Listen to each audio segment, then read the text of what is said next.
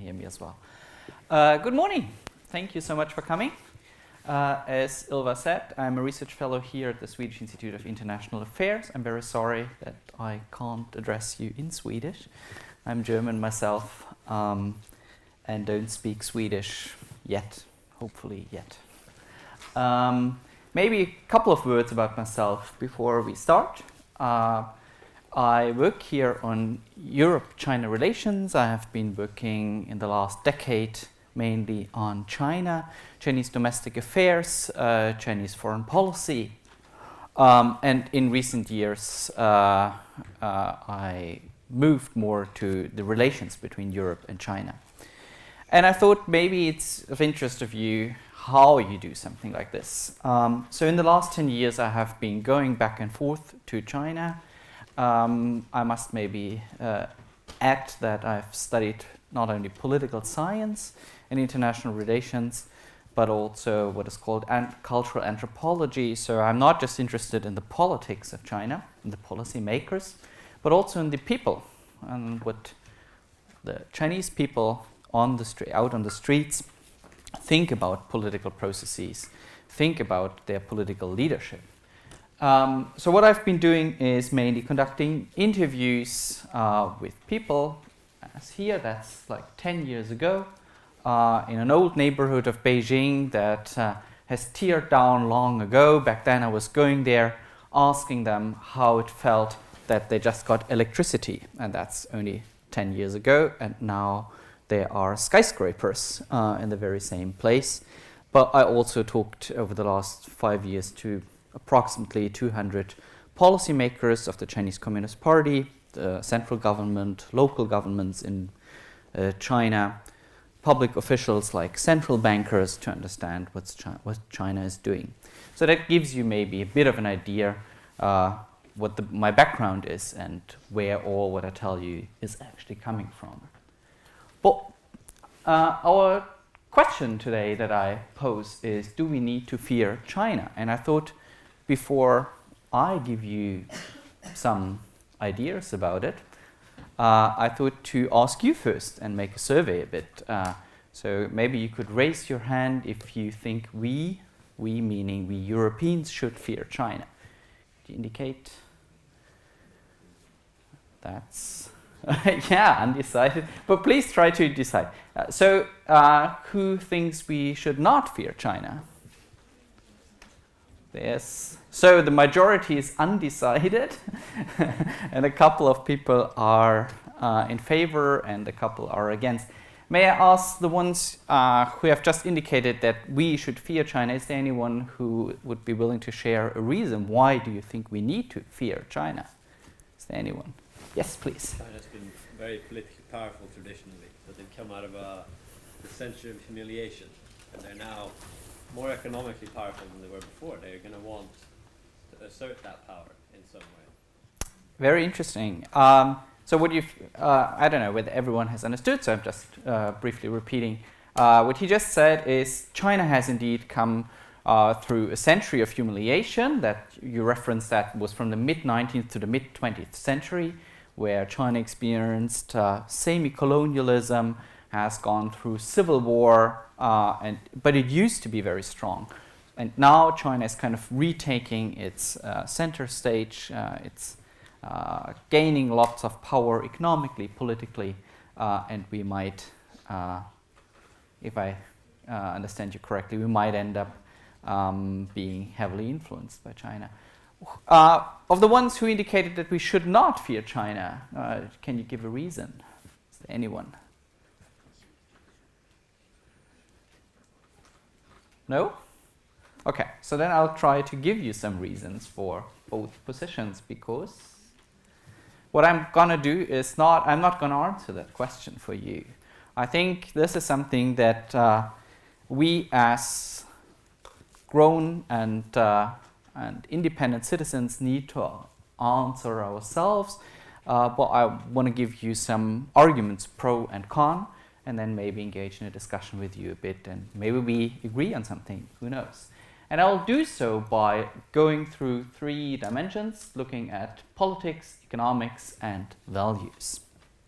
I don't have plenty of time, and Looking forward to, if you have any questions, you can also raise your hands if you don't understand something or if you have another question.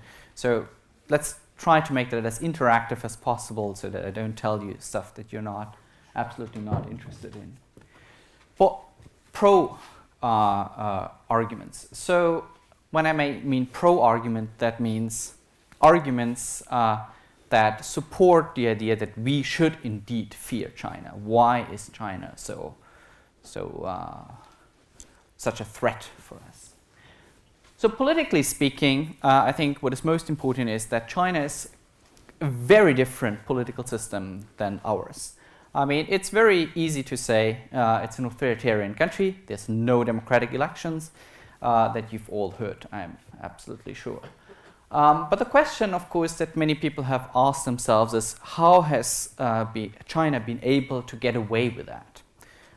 Why are Chinese people not demanding more, that they want to have a say, that they want to participate in elections and determine their own destiny? How comes that a Chinese president like Xi Jinping finds quite some support in China? And the response to that is that China has kind of found a different way to legitimize itself, that China has found kind of a different way to argue that the Chinese Communist Party is in the right spot. And this is competence. So they've said, well, Europeans and Americans select their leaders by going to the ballots and voting out of a bunch of people who they think is most competent. And what we do is we have a huge human resource department. It's called the Organization Department of the Chinese Communist Party. And they are going to review all the works of all the political leaders in this country.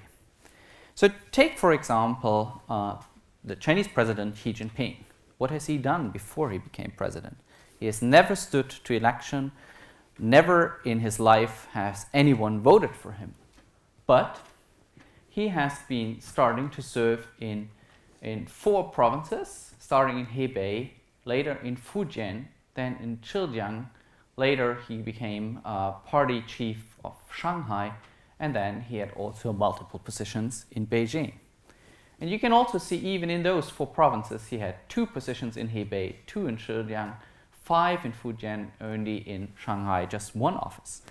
And whenever he was there was this human resource department that kind of tried to assess whether he has done well, and if they came to the conclusion, and in his case obviously very often they came to the conclusion that he did a good job, he was promoted. So what they say is, we have actually more capable people.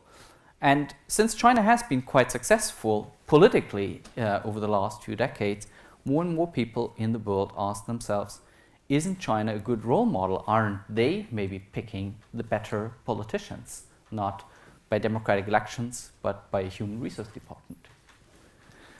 And that also goes with this argument that we have not seen mass protests against the central government in China for a long time. Actually, the last time was this, and that was on Tiananmen Square, the main square in the heart of Beijing, where in 1989 thousands of people protested.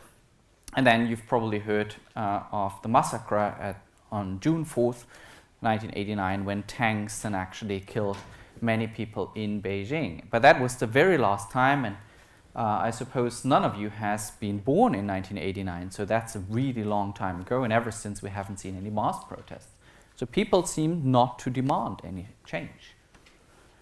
And then most recently there's lots of arguments that China has built up kind of what I may call a digital authoritarianism. So that they found digital means, facial recognition, surveillance techniques to actually monitor the country, and before there's any discontent, before anyone could hit the streets and protest against the Chinese Communist Party, China would actually already know, and that they are also exporting this technology.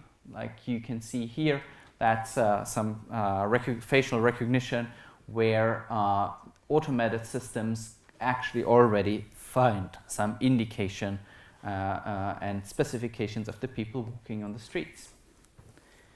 On the economic side, you can say, well, China has seen tremendous economic growth. China has been extremely successful in terms of poverty reduction. In the last 30 years, China has lifted more than 800 million out of absolute poverty. China China in 81, more than 40% were poor. Today, it's less than 1%. This is incredible. And China accounts for around 70% of the world's poverty reduction. So how can anyone say that China was not economically successful?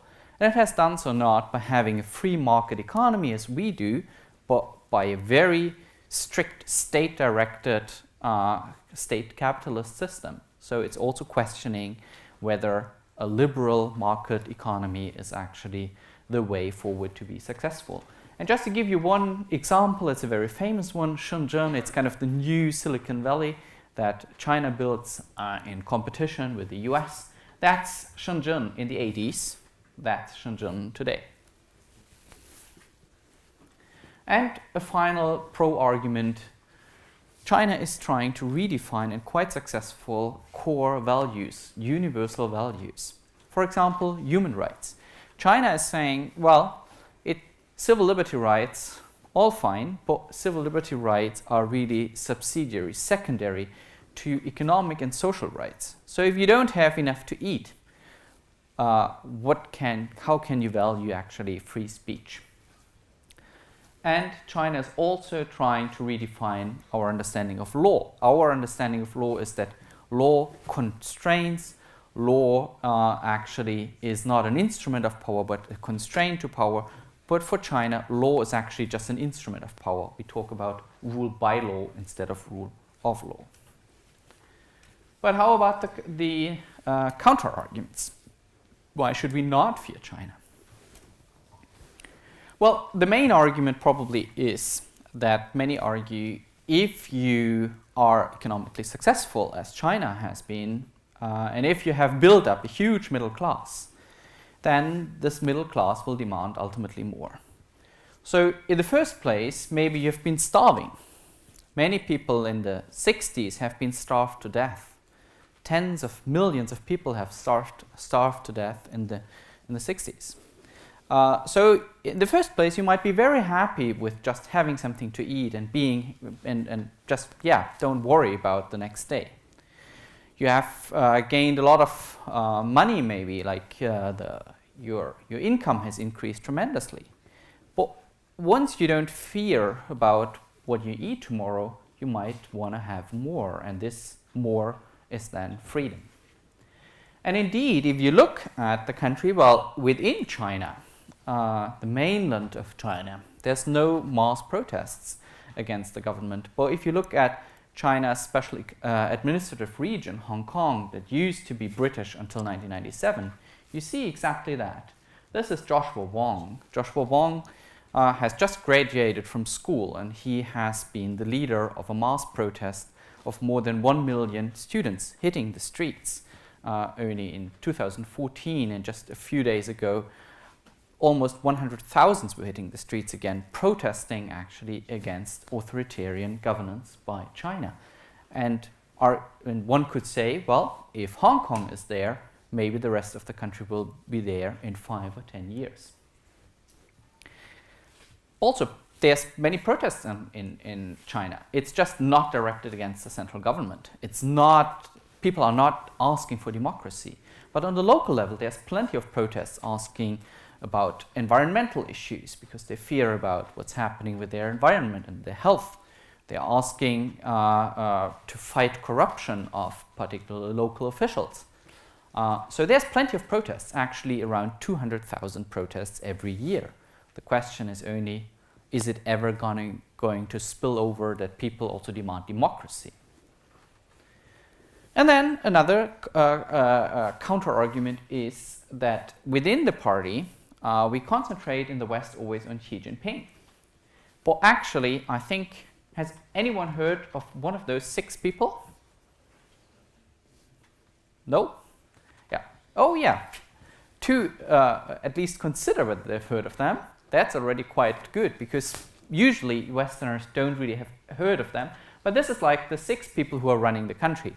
And if you go through these 6 plus Xi Jinping, so altogether 7 people, you find that Xi Jinping has not only friends there.